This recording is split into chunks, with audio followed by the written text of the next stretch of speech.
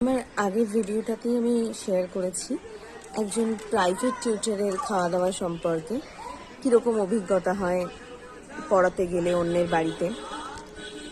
আজকে আমি নিজের অভিজ্ঞতা শেয়ার করছি আমার একজন স্যারের অভিজ্ঞতা শেয়ার। স্যার আমার মতোই প্রাইভেট টিউটর ছিলেন। স্যার গেছিলেন একজনের বাড়িতে পড়াতে। স্যারের ওটা একদম নতুন টিউশন ছিল। তো পড়াতে যাওয়ার পর থেকেই স্যার কিন্তু প্রত্যেকের বাড়িতে চা খান, মানে স্যার চাটাই খুব বেশি খান আর কি। তো আমি যেমন অনেকের বাড়িতে গিয়েই বলতাম না আমার মানে চাও খাই না, কিছু লাগবে না, স্যার কিন্তু বলতেন হ্যাঁ চা দেবেন। তো চায়ের সঙ্গে ছাত্রের মা বেশ ভালো খাবারও দিতেন, কখনো চাউমিন, মোগলাই, তারপর রোল, এরকম খাবার দিতেন। মোট কথা বেশ ভালো ভালো খাবার। স্যার অন্যের বাড়িতে গিয়ে এরকম খাবারে তো অনেক সময় সব সময় স্বচ্ছন্দ বোধ মানুষ করে না, কিন্তু স্যার জানাতেন যে না এই কি রোজ রোজ এটা কি, না না স্যার খেতেই হবে, খান, এরকম চলতো। এবার মাইনের তারিখ এসেছে, তো স্যারকে দেওয়া হয়েছে স্যারের যে ফিজ। আমরা কেউই তো ফিজটা ওইভাবে সামনে দেখি না। তো বাড়িতে এসে স্যার যখন ফিজটা খোলেন দেখেন বেশ কিছু টাকা কম।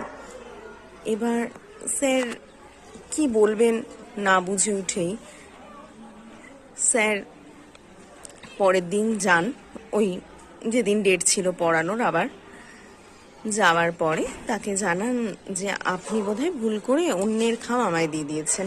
হয় না, হয়তো অন্য টিচারের ওই ফিজটা ছিল আর খামে রেখেছিল, মানে বদল হয়ে গেছে, স্যার বোধহয় এটাই বলেছেন। বা আপনি বোধহয় বুঝতে পারেননি, আপনি যে ফিজটা দেওয়ার কথা, মানে ছাত্রের মা তার আগে থেকেই বলছে ও কম ছিল। স্যার বলছে হ্যাঁ কম তো থাকবেই। তো স্যার বলেছেন কেন কম কেন থাকবে? তো তখন তাকে বলা হয়েছে যে এই যে রোজ আমি আপনাকে এত ভালো ভালো টিফিন খাওয়াতাম, তো সেই জন্যই নাকি উনি টাকা কম দিয়েছেন, মানে টিফিনের টাকাটা ওখানে ধরে নিয়েছেন।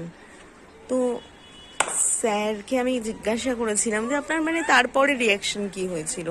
স্যার বলেছিলেন যে স্যার তো আর ওই বাড়িতে কোনোদিন পড়াতেই যাননি, বরঞ্চ ওই খামটা নাকি বলেছিল আপনি এই খামটাও রেখে দিন, আমি আর পড়াবো না, আর মানে আমার মাইনেটাও আর লাগবে না বলে স্যার নাকি বেরিয়ে এসেছিলেন। পরে সেই ছাত্রের বাবা ফোন করে বলেছিলেন না আমার ওয়াইফের মাথার ঠিক নেই, এরকম অনেক কিছু বলো না, ঠিক আছে তবু আমি আর যাব না।